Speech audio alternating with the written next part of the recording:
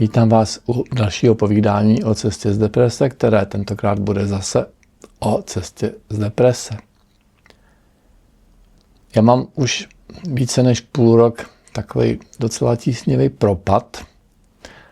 Cítím se mizerně a mám to celou dobu přijatý na 100. Tohle je ten důvod, proč jsem měl takovou pauzu v natáčení videí, proč jsem si říkal, tohle přeci nemůže nikoho zajímat. A pak dneska mě napadlo, že možná by vás to zajímat mohlo, jaký to je. Jo? Ta otázka je v titulku videa, tak jak to teda je? Může přijetí zlepšovat život nebo ne? V předchozím videu, který jsem natáčel s Alicí, bych řekl, že jsem přinesl nezvratný důkaz, že přijetí samozřejmě může zlepšovat život značně. Jo, Alice je toho živoucím dokladem a je dobře, že to tak je. Ale pokud já někoho učím přijetí, tak trvám na tom, že nesmí očekávat zlepšení. Že nesmí přijímat proto, aby problém zmizel, protože to by nebylo přijetí, to by byla jiná forma odmítnutí. Takže moje metodické doporučení je přijímat to tak, že to přijímám, jaký to je tam, kde to je a nechávám to takový, jaký to je tam, kde to je a neočekávám, že to bude jiný. Když se cvičí přijetí, tak vůbec nemá smysl kontrolovat, jestli už to funguje, jestli už je můj život lepší, protože prostě on třeba není, nebo to nezabírá tak rychle a pak má člověk pocit, že to přijetí dělá blbě, přestože ho třeba dělá dobře. Jo? Nabízí se přirovnání, jako když člověk chce zbohatnout a rozhodne se pravidelně spořit. Jo? Tak si můžeme představit, že člověk, který tam má v těch finančních věcech nějakou mlhu, kterou my máme v emocionálních věcech všichni, tak člověk, který má mlhu ve finančních věcech, si může říkat, tak už spořím nějaký týden a furt nejsem bohatý. Jo? Naopak mi peníze odcházejí z účtu. Tak jak to teda je? Dá se spořením zbohatnout nebo nedá? Jo? Takže dnešní otázka je, dá se přijetím zlepšit život nebo nedá? Já když jsem natočil to video s Alicí, tak jsem si pak uvědomil, že i mně se život dramaticky zlepšil od doby, co trénuju přijetí. Já jsem někdo úplně jiný a žiju úplně jako jiný scénář. Možná bych ho bez toho přijetí žil taky, ale spíš těžko. Jo? Takže když to shrnu, tak přijetí se musí trénovat bez jakékoliv naděje na zlepšení, ve smyslu naděje v nějakém krátkodobém horizontu.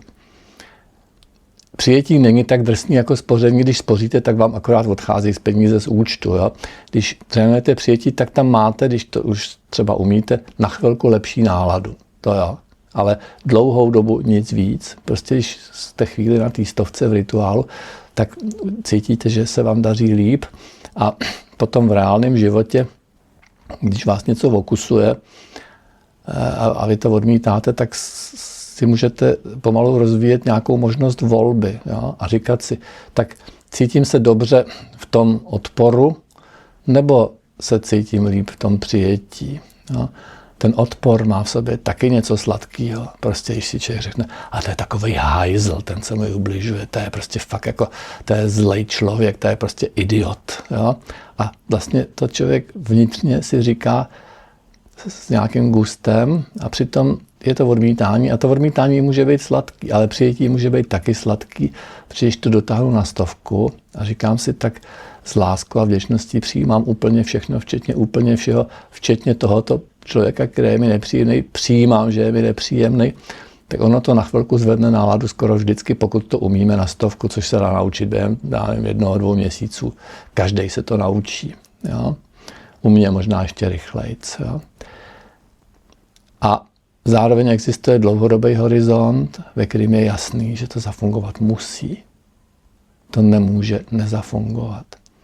Protože když člověk žije život tak, že přijímá všechno, co se mu děje, no tak prostě ten život se nemůže nezlepšovat. Jo?